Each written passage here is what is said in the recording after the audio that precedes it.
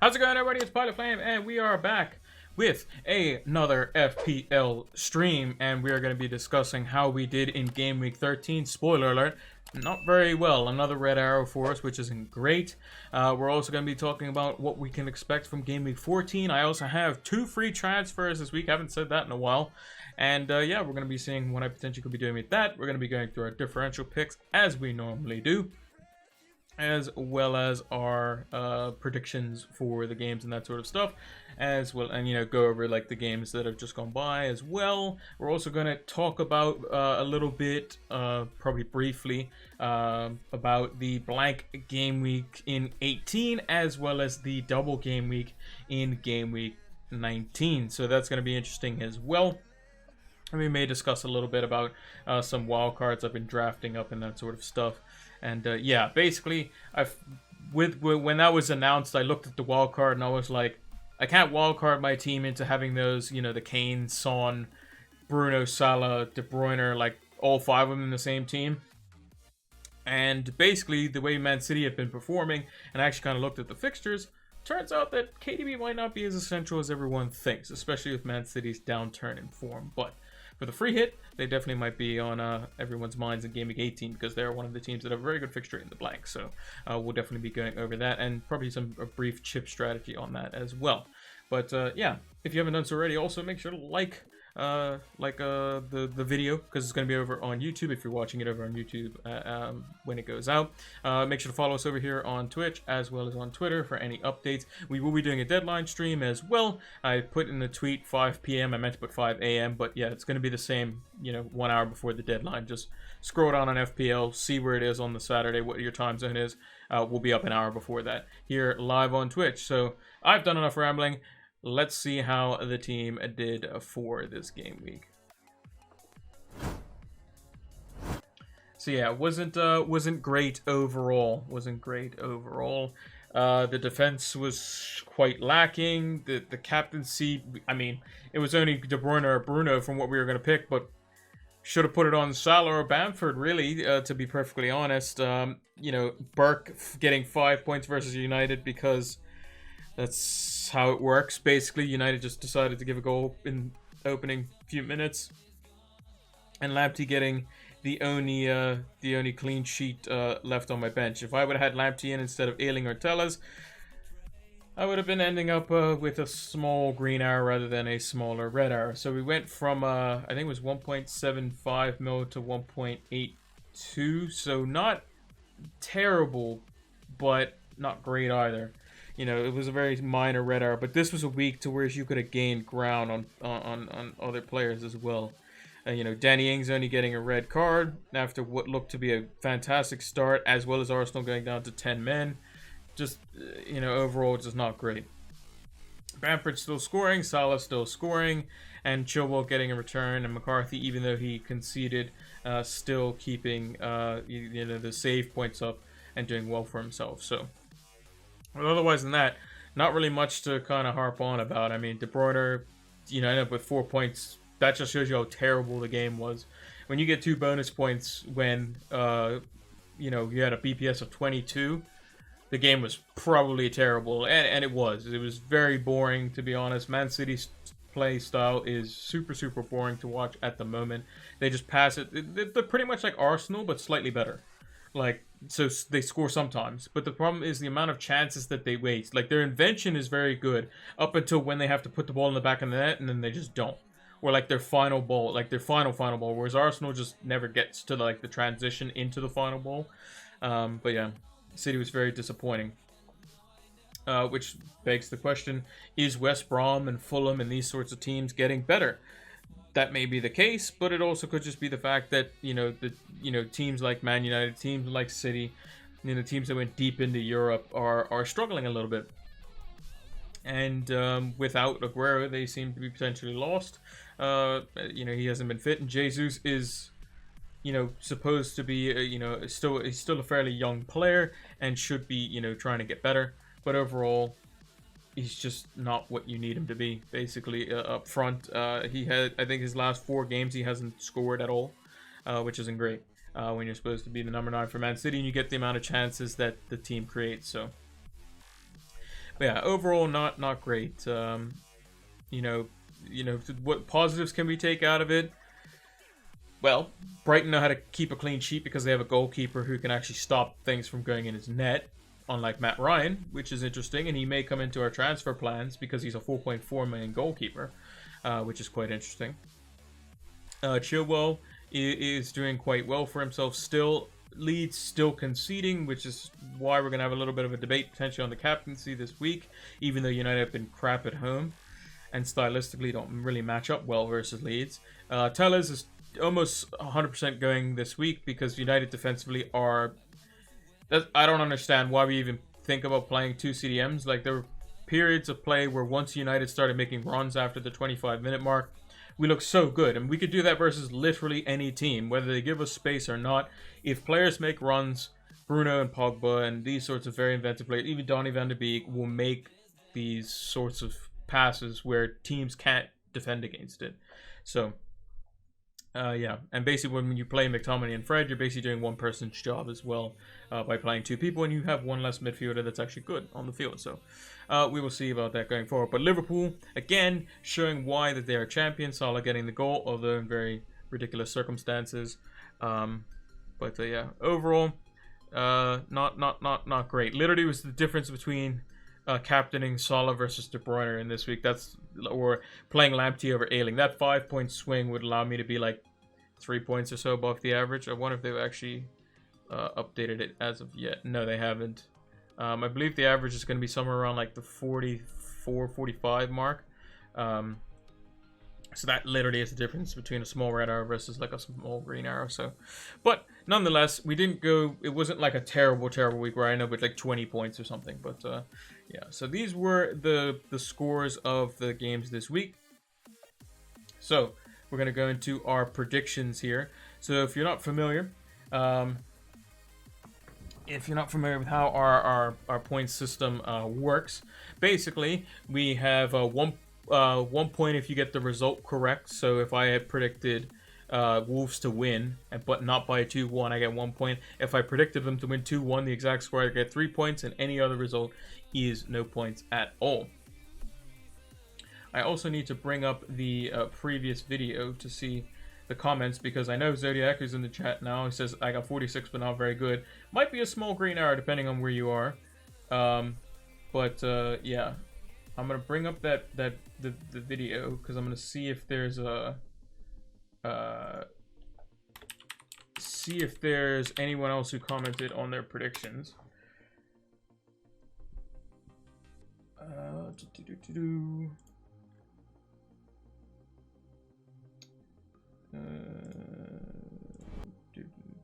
Pause that. Let's see. Here we go. Okay, so I got Zodiac's up on the side here because he was the only other person that posted his predictions. So let's take a quick look here. So overall, so we predicted Chelsea to beat Wolves. They didn't, which is good and bad. Bad for my prediction, good for my for my team United, gaining points on them. And now that season that United started off so badly doesn't look so bad now, does it? Now that we're 1 point ahead of Chelsea and we still have a game in hand, so which is quite nice. So no points there. City did not beat West Brom 4-0. It was a boring 1-1. So nothing there. Southampton did not win versus Arsenal. Leeds did win against Newcastle, but it was by the score 5-2, so 1 point there. Everton beat Leicester 2-0. I predicted a 2-2 draw, so nothing there. Fulham beating Brighton 2-1. It ended up being a 0-0. Tottenham versus Liverpool. I got the score the wrong way around, so we're not doing too hot here. West Ham versus Palace. We got the exact score right, so that's a 3-pointer there. Aston Villa drew 0-0 with Burnley. We predicted 1-0, so nothing there. And United did end up beating Sheffield United, but it was 3-2, not 3-0, so we got 1 point. So overall, we got 1, 2, 3, only 3 scores correct, which isn't great, well, in terms of results. Yeah, not ideal, not ideal at all. We did get one exact score, right, which is always nice to do going into each game week. So that's a total of 5 points. And then out of my differentials or picks that were good, we got Martinez kept a clean sheet. Man United did not. Vestergaard, I don't believe he got anything. Mason Mount. Did Mason Mount get an assist or something? No, he didn't. He got a yellow card, right? So nothing there. And then Welbeck didn't score either, so 1 out of 5 there. So overall, not bad. But let's see how I did versus Zodiac, who posted his in the old comments here. So he predicted a 0-0 between Wolves and Chelsea, so that's wrong. City to beat West Brom 3-0. That was wrong. Arsenal versus Southampton 1-0 Southampton. That was wrong as well. Leeds to beat Newcastle. He got that right, but he said 3-1, not 5-2, so 1 point. Everton and Leicester was a 1-1. It ended up being a 2-0 for Everton, so no points there. Fulham Brighton, he predicted the same as me, a 2-1 for Fulham. Not the case. Liverpool and Spurs, he predicted a 1-1. That was wrong as well. West Ham, he predicted a 1-0 West Ham win. That was a draw. And he predicted a United 3-0 win over Sheffield United, which was, so he gets 2 points overall. So not great for Zodiac's pick, so I beat him this week. And then Aston Villa, Burnley, he also predicted a win for Aston Villa.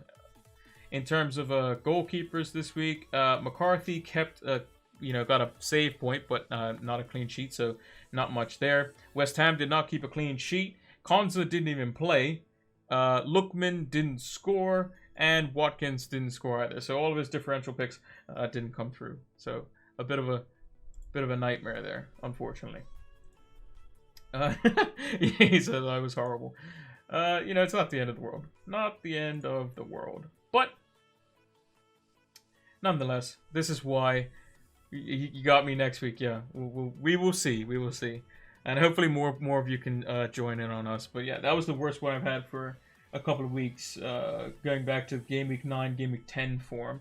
The last 2 weeks I've been getting 10, so did quite well overall. But the surprising performance was just Southampton played so good for like 25-30 minutes. And then just stopped playing. Literally just stopped playing. City's lack of form, terrible. Chelsea crumbling under the pressure of the relentless Wolves, who have shown that they could still score late goals. Leeds look super threatening now. I mean, they're against Newcastle, but it shows how much... Like, there was one play where they had, I believe it was 2-on-2. It was either their third or fourth goal, whichever one was on the counterattack. And basically, they were 2v2, and then all of a sudden you see 3 Leeds players, 4 Leeds players, 5 Leeds players, and there's no Newcastle player in sight. And it's just like, okay, well, this is going to be a goal. So yeah, it was a bit rough for them. But yeah, let's go on to this week's fixtures. Pep got to stop the roulette, or else he will win nothing. No consistency. Yeah, exactly. Well, I mean, he's playing against West Brom. West Brom. Let's. I'm gonna bring up the Premier League table for those that don't know. EPL table.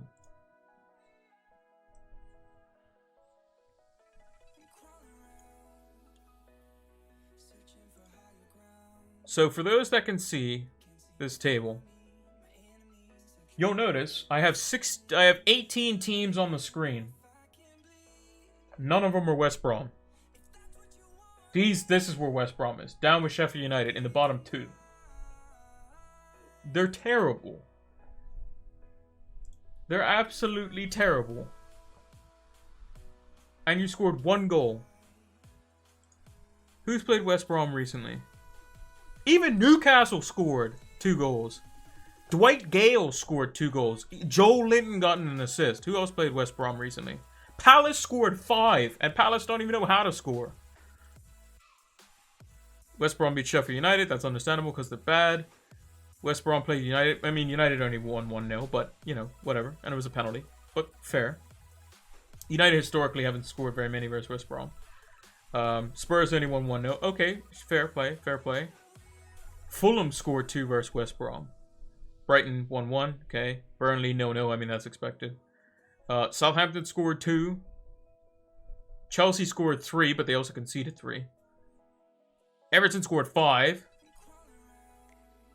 And Leicester scored 3. So, yeah. A bit of a shambles from City. But let's go on to this week. Because last week, it looked so promising on paper. And then we just all fell to pieces. So, we're just going to kind of gloss over that altogether.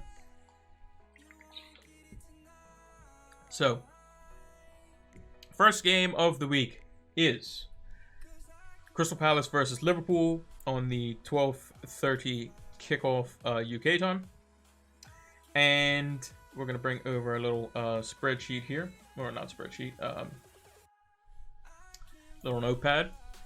Usually, I do these beforehand. But I was a little bit on the late side because we ordered some takeout. And it came a little bit later than what I thought. But I digress, and we'll go on to the predictions. So Crystal Palace have been in good form recently. Liverpool, they managed to get a result versus Spurs.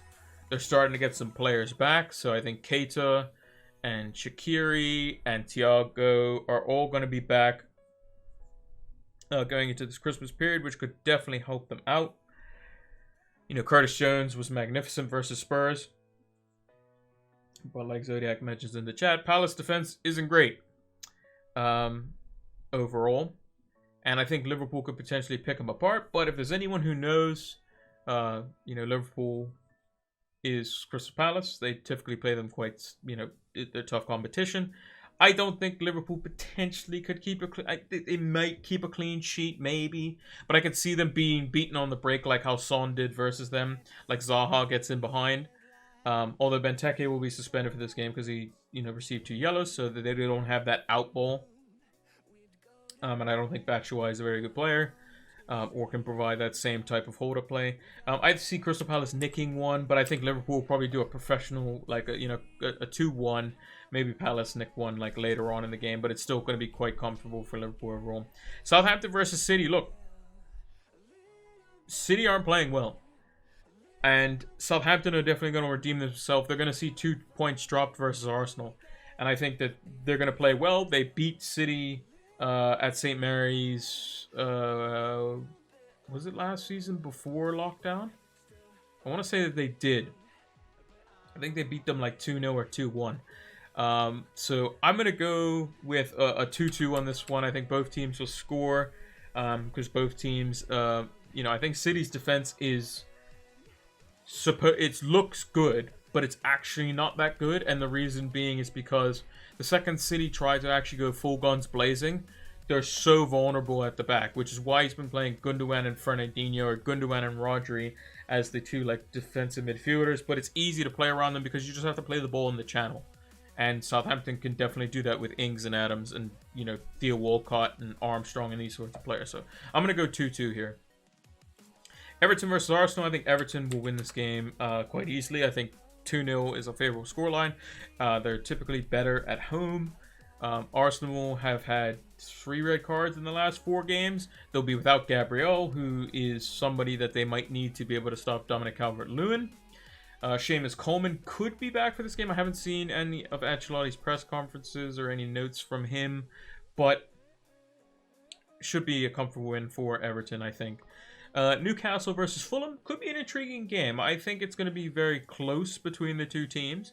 I think Newcastle getting beat 5-2 versus Leeds, probably is pretty standard. But I think both teams defensively, Newcastle and Fulham, aren't the best defenses, but I think Fulham's been improving, and Newcastle have obviously had players out due to lack of fitness as well as having to self-isolate. So I'm gonna actually go with the 1-1 here. I'm gonna sit on the fence a little bit. Brighton versus Sheffield United. A part of me wants to say that I want to predict Sheffield United to win because Brighton are actually just bad, but Sheffield United are also bad. But Brighton could... Fulham's defense is better than Sheffield United's defense. And I think maybe it'll just be like a 1-0. I think Brighton will probably keep a clean sheet because of their new keeper. I think. Yeah, I'm just going to go with that. I'm just going to go with a 1-0. Mind you, I wouldn't be surprised. Brighton is typically like a 1-1 team and they get beat. They get thrashed 3-0. So I'll go with 1-0 and see what happens. Tottenham versus Leicester. I think that it depends on how, because if both teams set out the way that they typically are favored when they set out in their, their favorite pattern of play. Leicester and Spurs will want to do the same thing. They'll want to give the opponent the ball. They'll want to work hard off the ball, and they'll want to hit teams on the break. Because if Brendan Rodgers since he's the away team, they're probably going to have less of the ball, and they're going to have Spurs try to pick them apart. I think that it's going to be a pretty close contest. I think Leicester can definitely get something out of it. And I'm actually going to go with a 1-1 here. I think Leicester do get something out of it because they do have Ndidi back. And, Vardy typically scores versus the top 6 teams, can do quite well. Man United versus Leeds. Now, this could be anything, really. This could be anywhere from a 1-0 to a 6-6 game. Who knows? Both teams are, like, United's probably going to set up in a 4-2-3-1. We're going to have McFred back in there. And McFred is McTominay and Fred merged into one player, as it were. And we're going to try to hit Leeds on the break because they're going to have the majority of the possession. Because Leeds' defense isn't that good. But Leeds also create a boatload of chances. They're also very good at pressing the ball, which United aren't very good against. I would like to see Donny van de Beek in this game because I think he's very good at, receiving the ball under pressure and basically dishing it in an advanced, style of pass to where he can progress the ball as well as beat the press at the same time. So I think this could be an anything score. I still think United has the quality to beat Leeds, but this could be anything. This could be the craziest, scoreline. I'm going to go with a 3-2. I think it's going to be, shots fired on either side. And I think that United will probably just edge it due to the fact that Leeds tend to miss a little bit of, a few chances in there. West Brom versus Aston Villa. West Brom have been playing, a little bit better. They play a little bit more expansive. They do that and have done that versus even the best of teams. They did it versus City. But I think that's what Aston Villa want them to do. If they have Ross Barkley, I'm not sure if he's back yet or could be back, but that would be a big bonus for them. They'll have Douglas Luiz back. They'll have Matty Cash back as well. Konso was apparently ill in today's game, so he might be back as well. Although House, I can't pronounce his name, but the other center back, other than Tyrone Mings, played quite good. But I think Villa win this game. I think they probably keep a clean sheet as well. I'm going to go with a 2-0 victory. Burnley versus Wolves. I'm going to go with a 0-0. Seems like a 0-0 to me. Burnley's defense has stepped up quite a bit. Wolves can only get behind teams when they allow them to. So Chelsea did in that case, in their 2-1 win. And I think that that's how it will go. Chelsea versus West Ham. I think that Chelsea are very good defensively on the ground, which West Ham aren't very good defensively on the ground unless Antonio's there, which I don't think he will be. Although he was marking a return. If he is, then it changes the landscape of things, but I don't think he's going to be fully fit to start. I don't think they're going to risk him just yet. And since that's going to be the case, I think Chelsea's probably scored 2 goals. Probably not 3. I think West Ham's defense is too good, and I think they probably keep a clean sheet as well, barring some set piece mishap. That's what I'm going to go with. In terms of clean sheet this week, I'm going to go with Aston Villa. Seems pretty straightforward to me. Goalkeeper this week, I'm going to go with Sanchez. He's a differential pick. Playing for Brighton, they versus Sheffield United. Makes the most sense to me. In defense,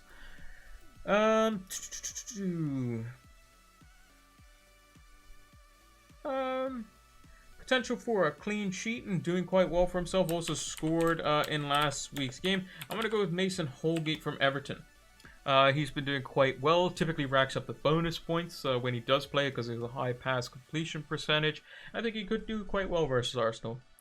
In midfield, I'm going to go with I would like to see something from Christian Pulisic this game week. I think that he's the type of player that can drive at a West Ham defense, who's now being shifted to a back four rather than a back five, and I think that they could definitely cause problems for that back line.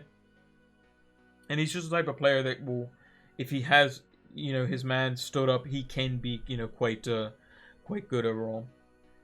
Differential has to be cheap players. I'm not sure about the rules on it. So differential players, so basically players that not necessarily everyone would necessarily have, and have somewhat of a low ownership. So I'll just show you like an example. Like I chose Martinez last week, which is kind of cheating, but basically with some positions like goalkeeper, it's going to be quite hard to get what's known as a traditional differential player. But a differential player is somebody who has basically 5% or less ownership. So Sanchez from Brighton, 0.1% owned. Mason Holgate from Everton, 0.2% owned. You have Christian Pulisic, who I believe is fairly low owned. Yeah, 2.4%. So basically, barring anything but the goalkeeper, I would say try to get a 5% or less. 10% is like sometimes I've gone to like 10% ish, which is like still technically a differential. Basically, 20% and higher is probably not a differential at all. But yeah, and then for the forward line, I think I'm going to go with. Who am I going to go with this week?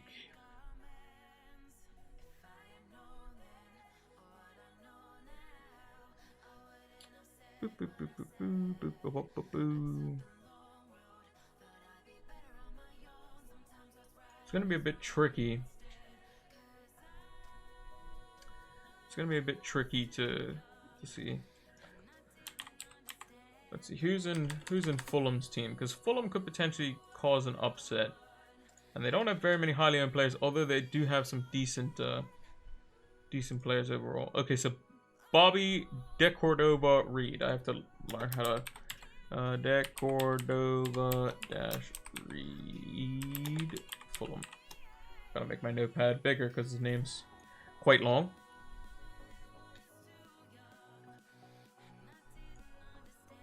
Let's move the team back up there. So yeah, I think I'm going to go with Bobby De Cordova Reed from Fulham. I think he could potentially get something versus Newcastle. So yeah, so all mine are under 5%, apart from the well, even the goalkeeper this week. But with the goalkeeper, like, it's kind of hard because most goalkeepers are going to be probably at least 5% owned, unless there's like an injury or something. But yeah, that's my differential picks and my predictions for this game week. So we'll just move those out of the way for now. Yeah, the fixtures that I'm looking to see this game week. Monday night, last fixture of the game week. Chelsea versus West Ham in the 8 o'clock fixture UK time. They're 0 for 2 in the last 2 games. We have to see how they play. Can the likes of Brighton actually do something? They got 1 clean sheet in a row, and is Sanchez that big of a difference? We will see. Man United versus Leeds, bit of a derby there, a long-standing derby, so we'll see if both teams will be up for that. City, how much of a free fall are they potentially in? And I think Spurs versus Leicester, again, 2 teams that are close to the top. Could be a very tricky game between the 2 of them, so we'll have to see how they both come out of it overall. Could be very interesting.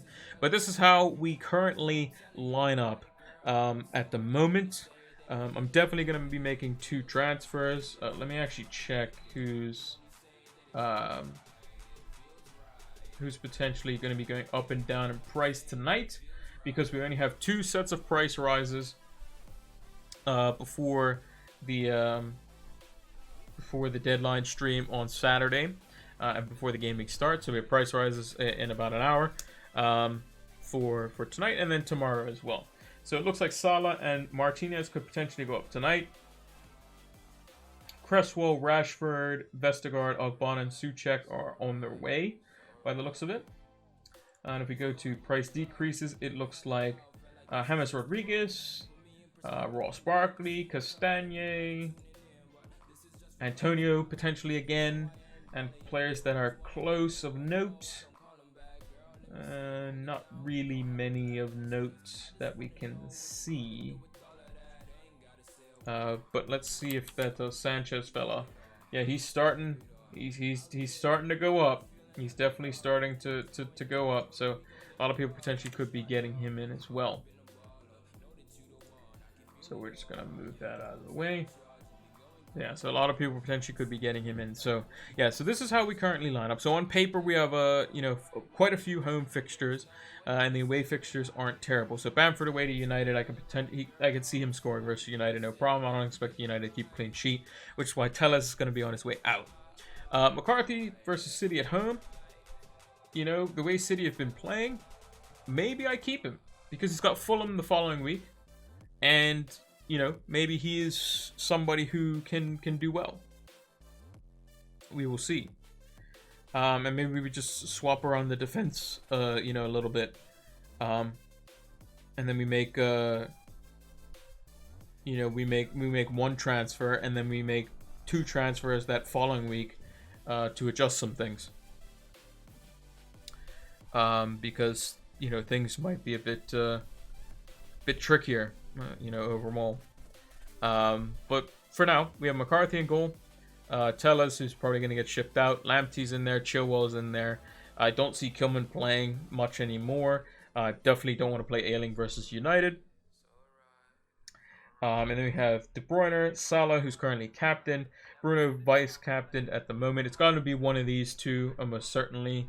I'm tempted to put it on Fernandes just because of how far up the pitch Leeds will be, which will leave space in behind.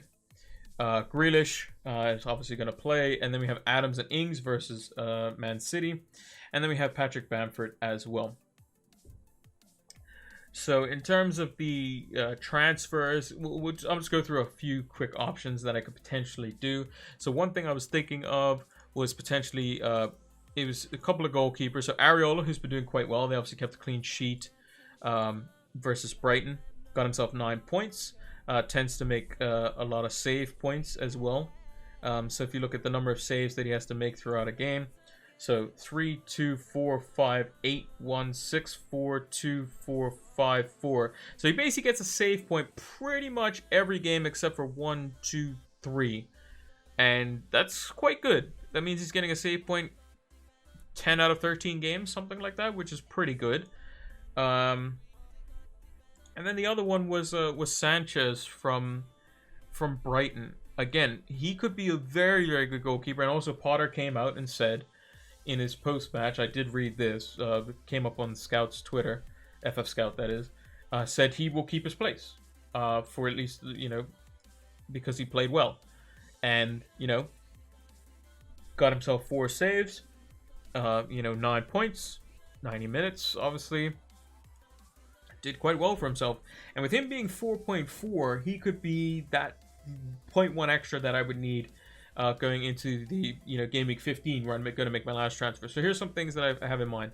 So initially, I was thinking Areola in, and then I was thinking of bringing in someone in the 4.5 mark region. Now Areola's last fixture in game week 15 we get against Southampton, which is 2 of my forwards are in that game, but would have to be a little sacrifice that we take.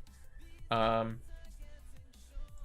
if we go to defenders and we go to 4.7 and under, basically you're looking at like Charlie Taylor would be 4.4. Balbuena is 4.5, but didn't feature because they're playing a back 4.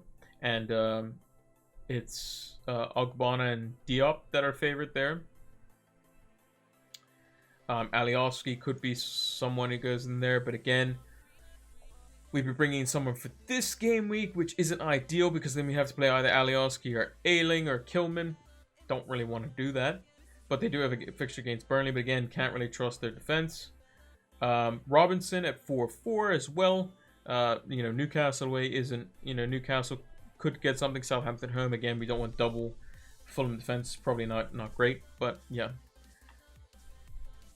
Have to sleep. I gotta get work 1 hour early, so I got 5.5 hours. Oh lord. Yeah, you should probably get some sleep.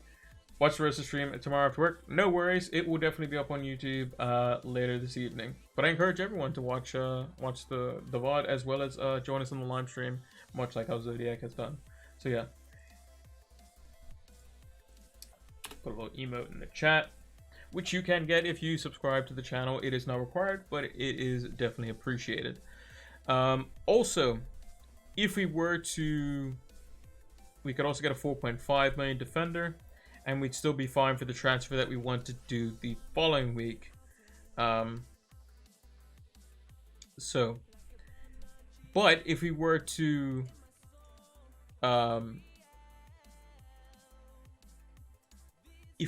bring in a 4.4 million goalkeeper like Sanchez, where's Brighton? Then we could bring in Matt Target, who didn't pick up a yellow, so we could play him versus West Brom away, which is looking good for us. And then the following week we would take out Chilwell, who is versus Arsenal, and it's a derby, so anything can happen there. And we would bring in a Liverpool defender, most likely Robertson. And the reason I say that is because Tsimikas is out until February, as well as James Milner is out for who knows how long. And then we would play Robertson at home to West Brom. We would play Ayling away to, or at home to Burnley, and we could play Target at home to Crystal Palace. And have Lamptey as a backup away to West Ham. But if Target were to get that other yellow, then we would have no problem playing Lamptey away to West Ham. It was just we would have, you know, double Brighton defense, which obviously isn't ideal. And I think that's probably more of line of what we're gonna go with. And I think that's something that I could just kind of wait on for the time being, just to be sure about some things. But that's kind of what we're looking for our last 3 transfers, because we have 2 frees this week. We only technically have to use 1, but we're going to use 2, and then we use the 1 transfer the following week. So we would use it on Chilwell out to Robertson. That's what we would do, unless obviously somebody gets suspended, in which case then we can, you know, reassess at that point. But when we have 1.2 million in the bank to reassess to whoever. So if hypothetically, you know, Chilwell got suspended, obviously we take him out. If Ayling gets suspended for whatever reason, we could just play Lamptey. If Kelman gets suspended, we don't care. If Target gets his 5th yellow, then we just play Lamptey. So we're pretty flexible. It's just a matter of if our front men, if anything happens to them. But we do have like a backup in Lamptey here. And if Sanchez is going to keep his place, then we should be okay. Because that's probably more of the like that I would go with. If I wanted to go with something safer, what we would do is we would just go with Areola at Fulham, who's getting just as many save points, but we know he's going to play, and we know he's a good shot stopper in his own right. And we would just go with a cheaper defender, like Taylor, who just got a clean sheet. And Burnley looks to be, you know, doing quite well for themselves now. He's 4.4. He's someone that will probably stay in my team on the wild card as well. So if he goes up in value, we get to keep that. He is at home, and he's versus Wolves, so he may be able to keep a clean sheet there. Because Wolves are a team that are a bit inconsistent when it comes to their attack. And when it comes to crossing the ball, they ain't winning any headers because a lot of their players are quite short. But they may have trouble dealing with Traore, but we will see. That's probably a safer move. You know, personally, assuming everything's fine. 4.6 million goalkeepers, probably, you know, Meslier, probably not the greatest. I mean, he's versus United, not ideal. So that's what we would go with. And basically just allows us to have enough money to go from Chilwell, who's versus Arsenal, and then bring in Robertson. And then again, we have Charlie Taylor. He will be versus Leeds, so we wouldn't play Charlie Taylor. We would play Lamptey versus West Ham instead, because that's probably a slightly better fixture than Taylor. And we would play the home player in Luke Ayling at home. So that's what we would go with. The next thing that I'm going to bring up is the blank and double game weeks. So we've been announced. So if you're newer to FPL, or even if you're a veteran, they have announced what is called a blank game week and a double game week. So a blank game week means not every team plays in that week. So as you can see, there's not 10 fixtures here. 20 teams in the league, 2 teams per fixture. 20 divided by 2 is 10. There's only 6. And there's teams that aren't in here, like Man United is one of them. Who else is another one? Liverpool's not in there. There's some teams that won't play in this game week. Now, there's a chance that United's versus Burnley fixture that was postponed at the very beginning of the season could get put into here if they beat Everton in the Carabao Cup, which is on the 23rd of December. So 6 days from now, midweek of next week. So that could get put in here, and some of those fixtures could get put in here, and it could be updated. So that is possible. So some notable fixtures that we're looking at here: Man City versus Brighton at home looks to be a fantastic fixture. Spurs versus Aston Villa could be another good one for Spurs. Arsenal versus Palace could be a very, Palace away from home are quite good. Newcastle versus Sheffield United could be a Callum Wilson game. And then Everton could be doing quite well versus Wolves here. So, again, could be a bunch of different fixtures. Again, the United fixture would be away to Burnley, I think. Because, if I remember correctly, Aston Villa's home Aston Villa was away to City. And City and United don't play both at home in the same game week. They do that on purpose. Same with Liverpool and Everton. If you ever see any of their fixtures, if Everton's at home, Liverpool's away, and that's because of traffic reasons and that sort of stuff. When there's fans allowed to go to the ground and that sort of stuff, which they're in. So there's only 4 teams that are in Tier 2 right now, which is Everton, Liverpool, Southampton, and Brighton. So if they're at home, they have 2,000 fans allowed to go to the ground. But normally when the stadiums are packed out and that sort of stuff, and there's a global pandemic, they do it because of traffic. And the stadiums are so close in proximity that would just be an absolute nightmare for that. Plus, it makes it so that every weekend you have fans going to a Manchester game, or every weekend fans are going to a Merseyside game of some kind. Merseyside being the Liverpool and Everton area. But yeah, this is where people are thinking about using their free hit because of the players in the game that you might not necessarily want. So you might not necessarily want Newcastle players long term. Triple City is probably only going to be viable in this game week unless something insane happens with City. Spurs, you're probably going to have them in your team anyway going into Game Week 16 onwards because they play against Fulham in Game Week 16. Some of you might still have them. Arsenal versus Palace, you might be bringing in Aubameyang for just a one-off week. You might be bringing in Patrick Van Aanholt or Zaha or players like that. That could be interesting. If you sold Dominic Calvert-Lewin, you could basically bring him back for a one-off. There's a bunch of different things that you can do. But what's even more interesting is this, which I have to scroll for you to see. It's a double game week. So I'm going to bring up the tweet over on this side here. So there is a person on Twitter called Ben Krellin. Basically, he makes spreadsheets and stuff for blanks and double game weeks, and he shows people how it can happen. Let me see if I can get the other picture. that he had.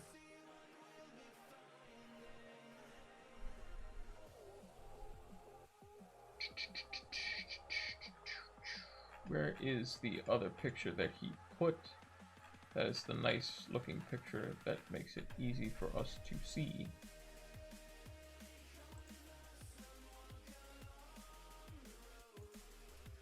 Open image in new tab. Okay, so let me bring this across here. Close that. Minimize that, and then I'll just move it in the center of the screen. See if we can zoom in a little bit.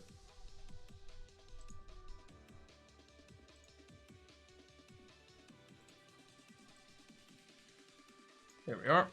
All right. So what you can see here is basically any team that has the red here is blanking in this game week. And then you see the teams that have two fixtures. If they're in capital letters, they play at home, and if they're in lowercase letters, that team plays away. So Chelsea is an example here. CHE has Fulham away and Leicester away in this fixture setup in game week 19. So the teams that have double game weeks are Liverpool, Chelsea, Man United, West Ham, Leicester, Southampton, Leeds, Burnley, West Brom, and Fulham. Some notable single game week fixtures in this week is City have Crystal Palace at home, Spurs have Sheffield United away, Wolves have West Brom, and that's pretty much it in terms of the notable ones. But what people are thinking about doing is they wild card. If you still have your wild card, you wild card for your game week 16 team. You free hit in game week 18, and then you triple captain or bench boost in game week 19. The only thing is with the bench boost, is it's a bit difficult to kind of manage. I mean, you can do it with a few transfers here and there, to get a bench boost right. But what you typically want to do is you want to wild card a team, and then the following game week you have the double game week. The problem is wild carding a team into a bench boost is very difficult if there's a blank before it. In this game week, we can technically wild card, have 2 weeks of it. So, as an example, you're going to want Liverpool players for the double game week because they play Man United and Burnley, both at home. So Salah's going to potentially do well. But they also have Newcastle and Southampton before that, which are, probably good fixtures. Chelsea, they play Aston Villa and Man City. Not great, but they also play Fulham and they play Leicester. So some decent fixtures, a couple of good ones, couple of not so good ones in there. But again, probably going to wildcard some Chelsea players in there. Maybe defense. Man United have Wolves and Aston Villa both at home. Liverpool and Fulham away. Fulham away is probably a good fixture. They also have Sheffield United and Arsenal afterwards, so typically better fixtures for them. And what we can see is that it follows the same trend. West Ham, Southampton, and Everton, not the greatest, but you can manage probably. Maybe you put Souček on the bench or something for those 2 fixtures. But again, Burnley and West Brom, pretty good fixtures. Leicester, Crystal Palace and Newcastle, very good fixtures. And then they have 2 home fixtures, Southampton and Chelsea. Could be good fixtures for them. Southampton, West Ham and Liverpool, Leicester and Leeds, not terrible. Leeds, West Brom, could be quite good for them. Spurs, probably not great, but Brighton and Southampton could be good for defense. Burnley plays Sheffield United and Fulham, probably the 2 easiest clean sheets of their lives. And then they have West Ham and Liverpool, so potentially some clean sheets there. West Brom play Leeds and Arsenal. Not that many people are going to go for double West Brom, but Leeds create a lot of shots. Arsenal don't create a lot of shots. Wolves can create some amount of shots. West Ham don't create a lot of shots. So maybe one of the keepers is Johnston or John Stone. I don't know how to pronounce his name. Who's 4.5, and you go with 2 4.5s. Fulham, Spurs isn't great, but they don't create very many chances, and maybe potentially clean sheet. Burnley don't create many chances, but then Chelsea and Man United, they could get peppered in those games. But if you're looking at potential goalkeepers, Johnston at West Brom looks to be good. Nick Pope could be very good in this run of fixtures, because you can play Nick Pope versus Sheffield United and Fulham, and then you have the bench boost for both of them. McCarthy could still be good in these fixtures. You could have Burnley and West Brom's, Fabianski's known to save penalties, so could be quite good there. Man United probably wouldn't go their keeper because they have shown to potentially rotate them. Mendy has been quite popular. Wouldn't go, but he's a little bit more on the expensive side now. But again, there are some players that are quite good in regards to this. However, what you need to also understand is that single game week players, don't disregard them. So Spurs away to Sheffield United could be an extremely, extremely good game for Spurs. Really good game for Spurs. Same as City versus Crystal Palace. And also, City have West Brom after the fact. So, I mean, they just drew 1-1 to them, but they'll probably want to get that back versus West Brom this time round. And the reason why it's potential that I could be wildcarding specifically any Man City assets you might have, but specifically Kevin De Bruyne, is because Everton, not going to be an easy game. Chelsea, not going to be an easy game. Not guaranteed returns. They're both away from home as well. Brighton is a free hit week, so you can bring as many City players as you want if you're using a free hit there. Crystal Palace could potentially be tough, but could also be good as well. I think the Spurs fixture is probably a little bit better. And then you can bring in KDB after the fact for West Brom and Sheffield United, where the likes of Spurs will play Liverpool, but they also have some better fixtures after the fact as well. So that's kind of just a little brief look into it. We'll talk more about it on the deadline stream as well. So make sure to come with your questions in regards to that.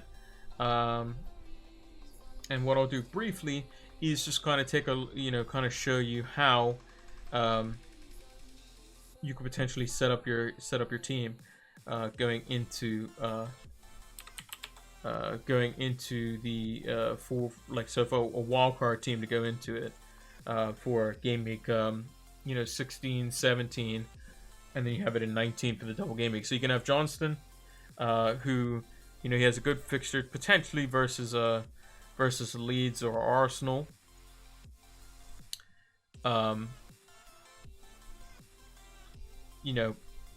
McCarthy has West Ham and Liverpool. Probably play McCarthy versus West Ham and Johnston versus Arsenal. It's probably a little bit better.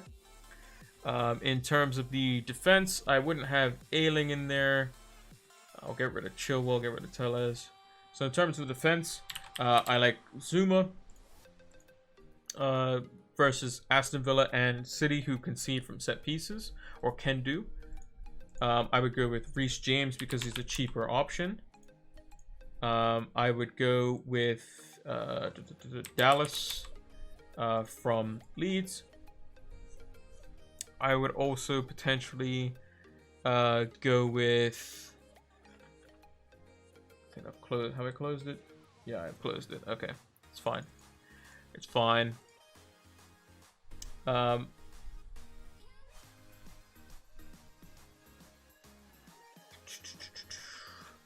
If I knew Leicester was like fully fit, then I would go with like Castagne or somebody like that potentially. That could be somebody you put in there, but again, defensively they might be a little bit trickier. I'll just put Ayling back in just for argument's sake. And then West Ham obviously have a great fixture, so Kufal could be the other defender. Don't need De Bruyne. Don't need Grealish. Don't need Burke. So we can go with Son because he has a very good single game week fixture. In terms of double game weeks, Souček again could be quite good. Put him in there.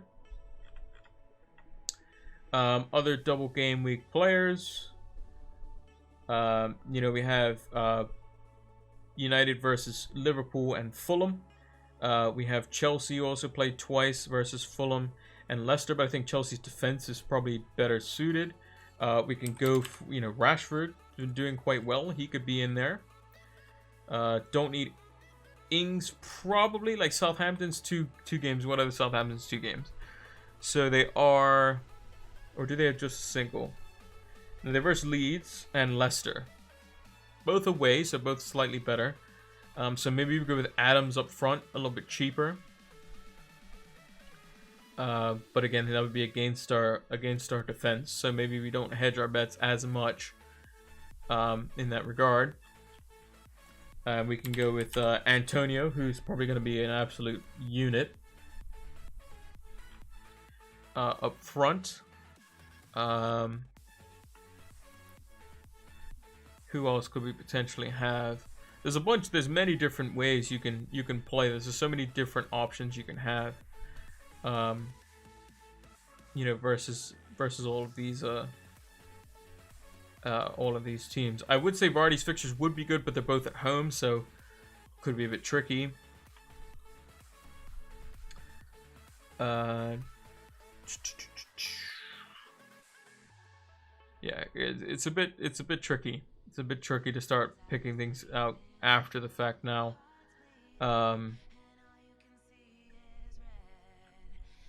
We already have triple West Ham. We have double United.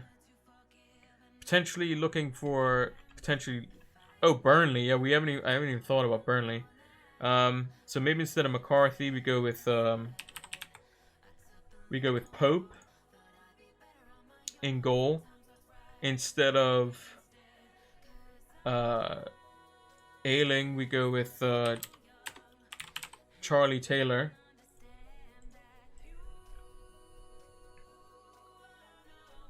And then maybe we find a way to put Kane in as well, with instead of Rashford or something like that. So maybe we go instead of Adams, because Kane could have a better single game week than Adams could. We then go for a cheaper midfielder who could do well. So Fulham play Chelsea, Fulham play United.